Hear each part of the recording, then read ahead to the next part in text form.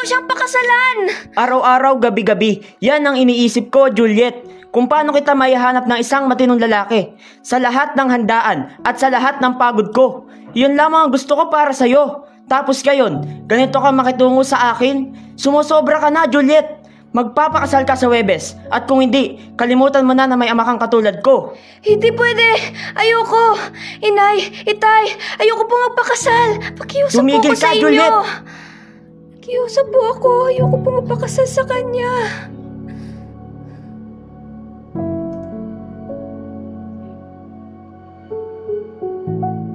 Nurse, anong gagawin ko? May asawa na ako. Hindi ako pwedeng magmahal ng iba. At kahit kailan, hindi ko siya ipagpapalit kanino man. Pero, pinalayas na siya sa Verona, hindi ba? Ano bang silbi ng isang asawa kung hindi kanya kayang lapitan? Alam mo, kailangan mong pakasalan ng konde. Iyon ang mas makakabuti para sa'yo. Galing ba yan sa puso At mo? kaluluwa, Juliet. Galing sa puso't kaluluwa ko. Ang gusto ko lang naman ay makita kang masaya. Tama ka nga siguro. Puntahan mo si Itay at sabihin mo sa kanya na nagkamali ako at handa na ako magpakasal sa konde. Ayun lang, pupunta muna ako ng simbahan at kailangan kong mangumpisal. Juliet, alam kong gagawin mo kung ano ang tama. Huwag mong kakalimutan na nandito lang ako para sa'yo. Naintindihan ko na sasaktan ka, anak. Intindihan? Naintindihan niyo ba talaga? Ipinatapon ang aking mahal. At ngayon, pinipilit ako ipakasal sa taong hindi ko naman talaga gusto. Padre, pakiusap, tulungan niyo ako. Pareho kayong mahalaga sa akin ni Romeo. At ayoko yung nasasaktan ng ganyan. May isang paraan, pero panganib ang kapalit. Anong paraan, Padre? Kahit ano pa yan, sabihin niyo lang. May lason ako na nagmula sa isang bulaklak na kapag ininom mo ay titigil ang pagtibok ng puso mo sa isang araw at iisipin na lahat na patay ka na at ililibing ka nila sa libingan ng Capulet. Magpapadala ako ng sulat kay Romeo at kung sumang-ayon lahat sa plano ay makikita muli kayo ng minamahal mong si Romeo at sisimula ng panibagong buhay. Ngunit kung hindi dumating si Romeo sa itinakdang oras ay magigising kang mag-isa kasama ng mga patay. Kung kamatayan ang daan, pang makasama kong muli si Romeo. Handa ako, Padre. Handa akong harapin ng lahat.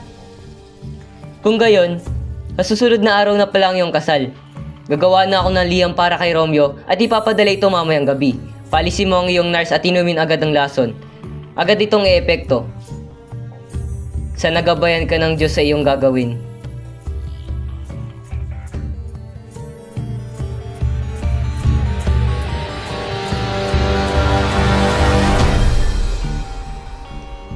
Patawarin niyo po ako, Ama. Ako po ay pumapayag ng ipakasal sa konde. Anak ko, Juliet, pinasaya mo ako ng husto. Yan ang anak kong minahal at pinangarap kong makita. Salamat, anak. Salamat. Romeo, para sa'yo ko ito gagawin. Kung ito lang ang paraan upang muli tayong magkita, handa ako, kahit kamatayan pa ang kapalit.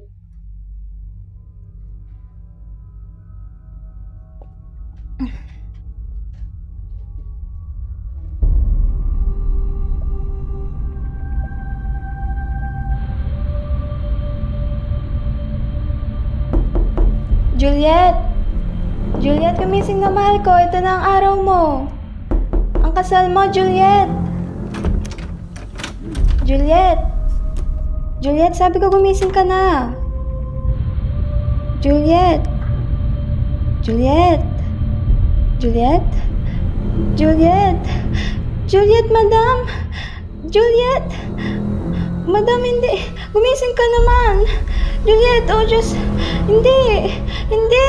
Gising. Juliet. Juliet. Banal Padre, Paro Lorenzo, may samang nangyari. Hindi ko na ibigay ang sulat para kay Romeo. Habang naglalakbay kami, biglang ipsara ang bayan. Pinakuha ng mga pinto at hindi kami pinayagan lumabas. Dahil dito, nahinto ang paglalakbay ko patungong Mantua. Narito muli ako, Padre. Ngunit tuloy na yata. Ano? Hindi natanggap ni Romeo ang sulat? Wala akong mapagdala, Padre. Narito na muli ang iyong sulat. Ang sulat na ito ay imbis sa liham lamang. Narito ang buong plano ko. Kung hindi ito natanggap ni Romeo, ay tiyak na may trahedyang mangyayari. Ano ibig niyo sabihin, Padre? Anong mangyayari kung hindi nababasa ni Romeo ang isulat? Isipin ni Juliet na wala na si Romeo at baka gumawa sila ng mali na hindi na natin kayang itama. Kung gayon, Padre, anong pwede natin gawin upang malutas ang problemang ito? Kailangan natin makapunta sa libingan ng mga Capulet. Tara na, Juan. Kailangan na natin umalis. Ang oras ay parang kalaban na dumara sa ating kapalaran. Baltasar, o aking kaibigan, anong balita mula sa Verona? May dala ka bang sulat mula kay Padre Lorenzo? Kamusta ang aking ama? At higit sa lahat, kamusta ang aking ginang? Ang aking pinakamamahal na si Juliet. Sabihin mo, kaibigan, dahil kung siya ay ligtas, wala na akong hihilingin pang iba. Kung ganon, maayos nga po siya aking Panginoon, sapagkat siya ay wala nang nararamdamang anumang sakit. Ang kanyang katawan ay namamahinga na sa libingan, at ang kanyang kaluluwa ay kasama na ng mga anghel. Nakita ko mismo ng aking sariling mga mata na siya ay inililibing sa puntod ng mga Capulet. Ano?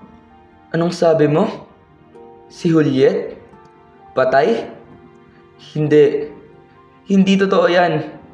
Hindi pwede maging totoo yan. Oh Diyos ko, bakit kailangan niyong humadlang sa aming mga kapalaran? Hindi ako papayag. Aalis ako ngayon din. Sabihin mo, may iniwan ba sa iyong sulat ang Padre? Wala po aking Panginoon. Wala po silang ipinadalang sulat sa akin. Ano? Walang sulat? Ni walang paliwanag? Alam ko na. May naalala ako. Isang botikaryo sa dulo ng bayan. Oo, tama. Siya ang makakatulong sa akin.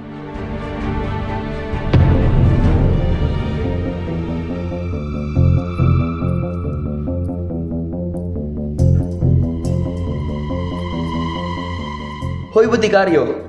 Ako'y isang taong sawang-sawa na sa paghihirap. Alam kong nagugutom ka, kaibigan. Heto, 40 dukado. Bigyan mo ako ng lason. Lason na sa isang lagok lang. Tapos na lahat ng aking paghihirap. Ibigay mo sa akin yon. Isang gamot na magpapatigil lang lahat ng sakit. Dahil wala na akong gustong maramdaman pa. Meron akong isang lason. Ngunit alam mong ipinagbabawal iyon dito sa Mantua. Ang sino mang mahuling nagbebenta nito'y papatayin. Ang batas ng mundo ay hindi mo kaibigan, botikaryo. Walang batas na makakatulong sa tulad mong nagugutom. Huwag mong hayaang lamunin ka ng kahirapan. Tulungan mo ako. Kunin mo ito at ibigay mo ang lason. Hindi kita husgahan.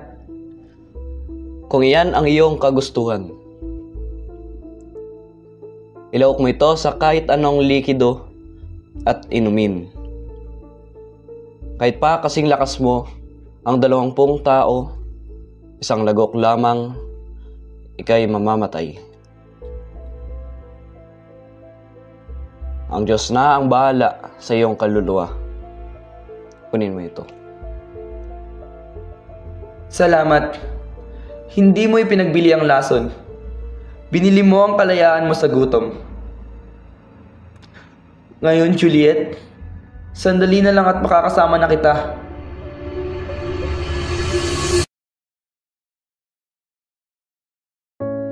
Mahal ko. Mahal ko. Napakaganda mo pa rin. Kahit na kinuha ka na ng kamatayan,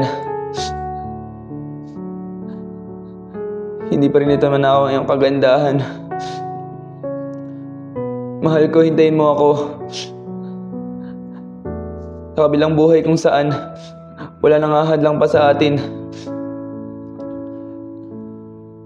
Naalala mo ba nung nangako tayo? Sa muli natin pagkikita ay hindi na tayo maghihiwalay.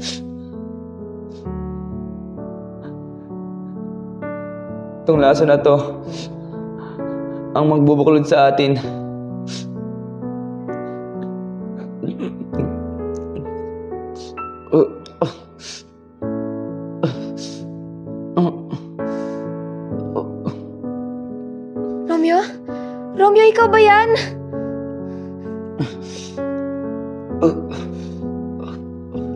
Juliet, nasa langit na ba ako? Sana pala, matagal ka nang ininom ang lason. Ano? Romeo, lason? Anong ibig mo sabihin? Juliet, mahal kita. Romeo, hindi! Ano ginawa mo, mahal ko? Bakit mo ako iniwan? Romeo. Hindi dapat ganito matatapos ang lahat, kay Romeo. Isang patak, wala ka man lang iniwan para sa akin. Pero baka nasa labi mo pa.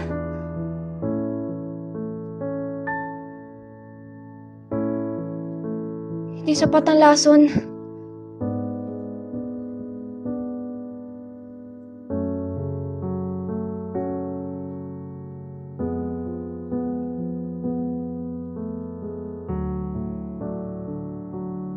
Ito na lang huling paraan.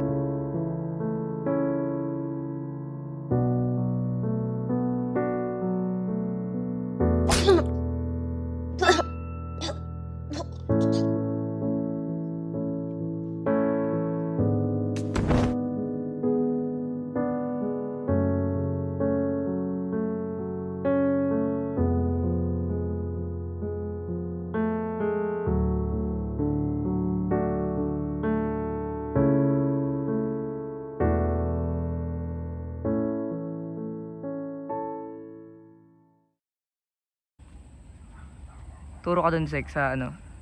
Saan? Dun.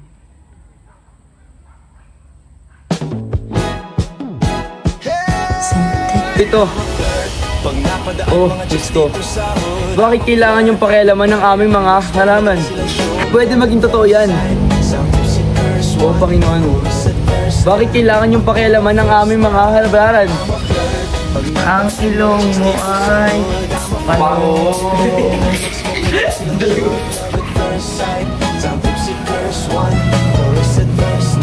Oh, kasal mo, Juliet. Gising ka, mahal.